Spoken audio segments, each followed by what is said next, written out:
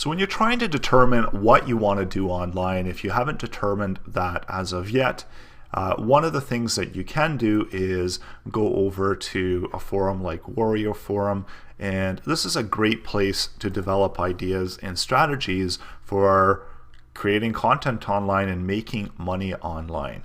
So there are a lot of options here and a lot of really good information, such as if you're setting up an e-commerce site, so you've got a lot of links and resources here, affiliate sites and so on.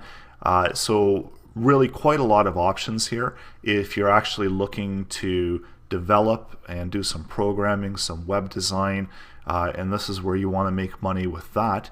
There's some really good options here, but you can also go to Fiverr, you could go to Freelancer, and you can just see what's in demand, what people are looking for, and you can build your web idea and your web business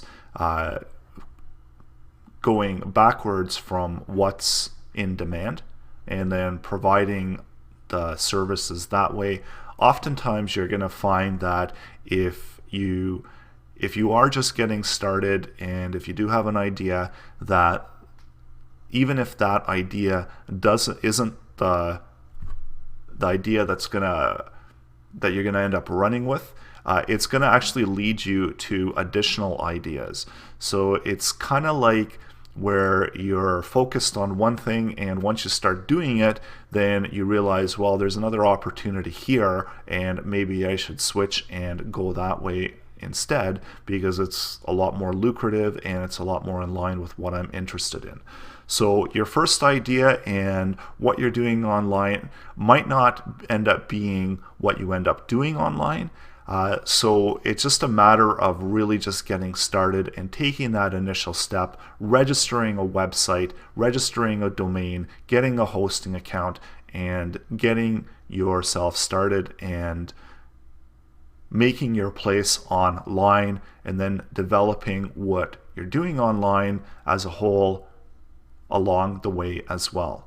So at this point, you should feel comfortable enough to actually just to set up your website, register your domain, get some hosting. It's probably going to be an initial investment of maybe $40, $50 for the year, and that will get you started, and that will get you to a point where you're ready to start making money online and start developing that content, and then you could start thinking about that as well. Also, a good idea is always to bounce ideas off of friends, family, just to see what they think of it. Start talking to people, start talking to others, get onto these forums, start interacting, and this will get you more comfortable with doing things online. So there's a lot of opportunities and there's a lot of places that you can look to get that initial guidance and get going. So also another thing to consider when you're picking out your host, just to make sure that they do have the availability. If you're going with a content system, and most of them do have the availability that's built right in, that you can actually set up any one of these content management systems directly within the interface, in the hosting interface. And if you can't, then there's also ways to download it. So if you want to set up WordPress, you can, and your host doesn't actually provide WordPress as a one-click solution, you can actually just go over to wordpress.org and download WordPress and install that on the server yourself. And we're going to be getting into that in the upcoming lessons as well, about how to set up content management systems, how to FTP to the server, and how to write code on your system and then transfer that onto your hosting account. So transferring content back and forth.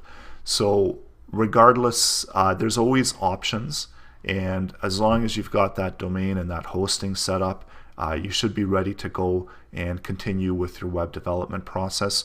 Also with hosting, there are free hosting services out there. You could just Google free hosting and you're going to come up with a lot of different options. So those sometimes are a good way to go to get started, but you want to have control of your domain name. So even though they might be providing free hosting, they give you a subdomain, it's still not going to be your own domain. So it's always a good idea to spend that $10 and register your own domain that's going to be your home base for going forward with your internet endeavors.